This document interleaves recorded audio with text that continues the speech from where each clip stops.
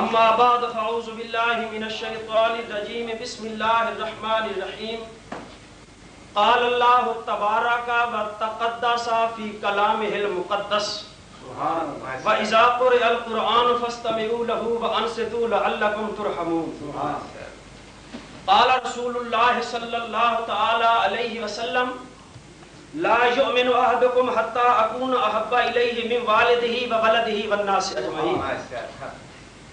محترم سامعین، بھائیوں، دوستوں اور بزرگوں، اس آج دینی مجلس اور اس مباحثہ کے اندر اللہ رب العزت ہمیں حق مسئلہ تک پہنچنے کی توفیق عطا فرمائے۔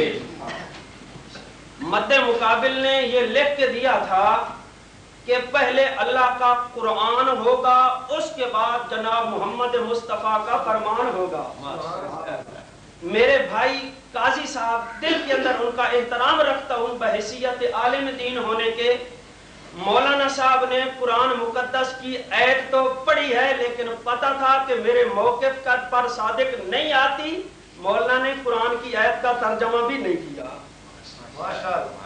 معلوم ہوتا ہے حضرت سمجھتے ہیں کہ قرآن ہمارے سار پہ ہاتھ نہیں رکھتا، مولانا جانتے ہیں کہ قرآن ہمارا ساتھ نہیں دیتا، وہ حنفیوں کے ساتھ ہے۔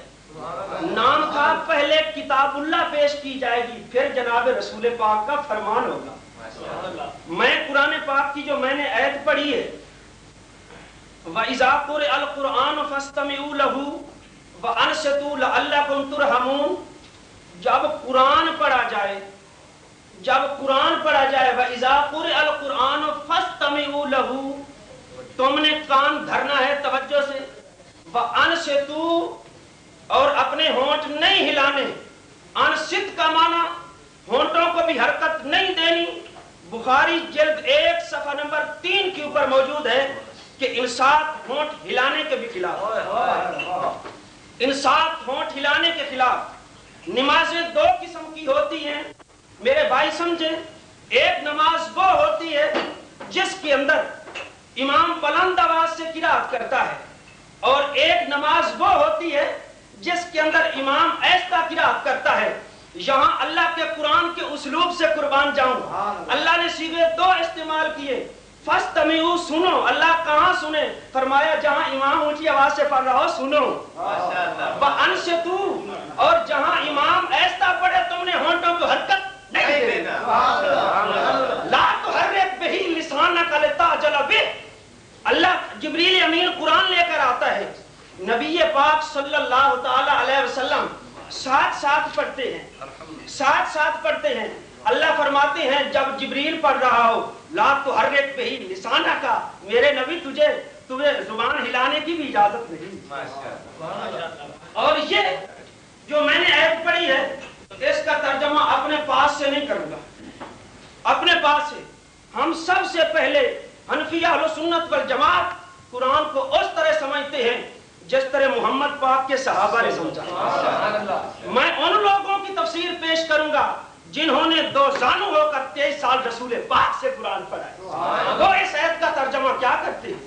مد مخالف سے بھی یہ کہوں گا کہ پہلے قرآن پڑھے خدا کے لیے اور قرآن سے ترجمہ صحابہ کا دکھائیے گا۔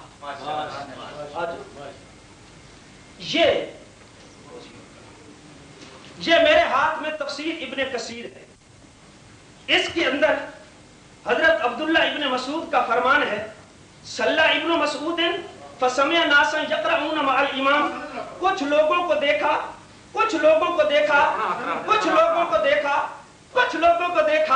قاضی صاحب حوصلہ رکھو، اب پتہ لگ جاتا ہے۔ صلی بنا ابن مسعود نے نماز پڑھائی، فسمع ناسا یقرؤون مع الامام، لوگ امام کے ساتھ قرات کر رہے تھے۔ فلما انصرف، جب مڑے، قال اما آن لکم ان تفہموا، ابھی وقت نہیں آیا کہ قرآن کو سمجھو، ابھی تمہارے پاس یہ وقت نہیں آیا۔ اما آن لکم ان تعقلوا، ابھی تک قرآن کو سمجھنے کا وقت تمہارے پاس نہیں آیا۔ قرآن کو سمجھو، سنو گے تو سمجھو گے نا، اگر سنو گے نہیں تو پھر سمجھو گے کیسے؟ یہ تھی حضرت عبداللہ ابن مسعود رضی اللہ تعالی عنہ۔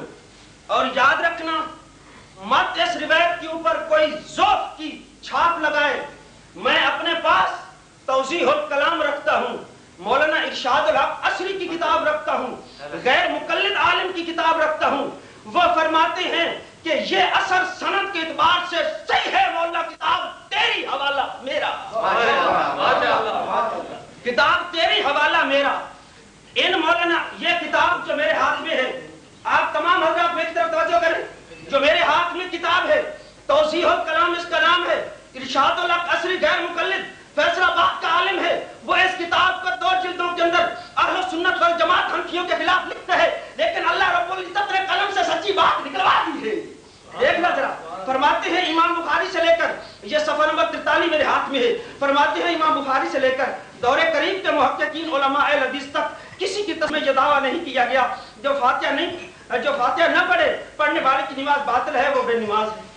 ये दावा नहीं किया। ये इमाम बुखारी से लेकर दौरे करीब के मुहक्किकीन तक किसी की किताब के अंदर ये दावा मौजूद नहीं है कि जो आदमी फातिहा न पढ़े उसकी नमाज नहीं होती। मौलाना तुम्हारे खिलाफ लिख रहे हैं।